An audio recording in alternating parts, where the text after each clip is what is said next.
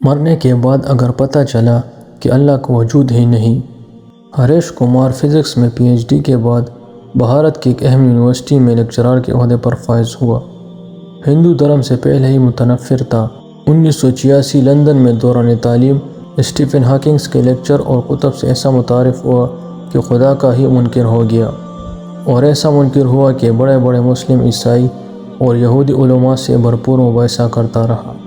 ہریش کہتا ہے یہاں تک کہ ڈاکٹر ذاکر نائک بھی مجھے قائل نہ کر سکے۔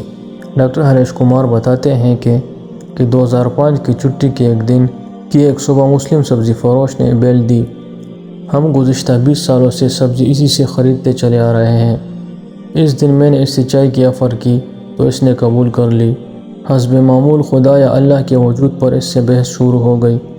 30 منٹ کی گفتگو سے معلوم ہوا کہ وہ سیدھا سادہ مسلمان ہے جو 5 وقت نماز پڑھتا ہے۔ ہاں، وہ سودے میں بہت ہی صاف گو اور ایماندار تھا، مناسب دام میں سبزی بیچا کرتا۔ آخر چلتے ہوئے اس نے ایک ایسی بات کی جس نے میری زندگی ہی بدل دی۔ وہ بات کیا تھی؟ عبدالاحد سبزی فروش نے کہا، ڈاکٹر جی، تم نے خود بولا کہ تقریباً 6000 سے یا 10,000 سال سے انسانی تاریخ میں پیغمبروں کی کہانیاں چلی آ رہی ہیں، اور سب کے سب ایک اللہ اور جنت و دوزخ کی بات کرتے ہیں، اور سائنس مرنے کے بعد کے حالات کا جواب ہی نہیں دے سکتی۔ تو اب 2 ہی امکانات ہیں، نمبر 1 اللہ کا وجود نہیں ہے، نمبر 2 یا اللہ کا وجود ہے۔ اگر تو اللہ کا وجود نہ ہوا تو مرنے کے بعد ہم تم دونوں برابر ہوئے، کیونکہ اگر مرنے کے بعد رب ہی نہیں ہوگا تو سزا و جزا کیسی، اور مرنے کے بعد دوبارہ اٹھنا کیسا؟ لیکن اگر مرنے کے بعد اللہ موجود ہوا تو آپ اور میں برابر نہیں ہوں گے، آپ پکڑے جاؤ گے۔ دونوں صورتوں میں فائدے میں کون ہوا، آپ خود ہی فیصلہ کر لینا۔ اس لیے بہتر یہ ہے کہ اللہ کو مان لیں اور اس کے کہنے پر چلیں۔ اس کا قرآن تو انسان کو سیدھی راہ پر چلنے کا کہتا ہے۔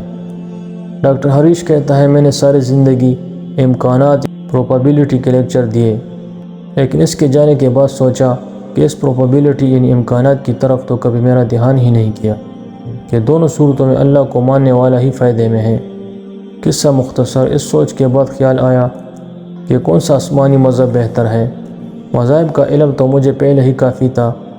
ڈاکٹر ذاکر نائک کے ایک لیکچر میں 1400 سال سے پورا قرآن مجید کا حرف بحرف ایک ہونے کا سنا تو انگلینڈ میں کرسچن مشینری ادارے سے اس کی حقیقت دریافت کی تو سب نے اس بات کی تصدیق کی۔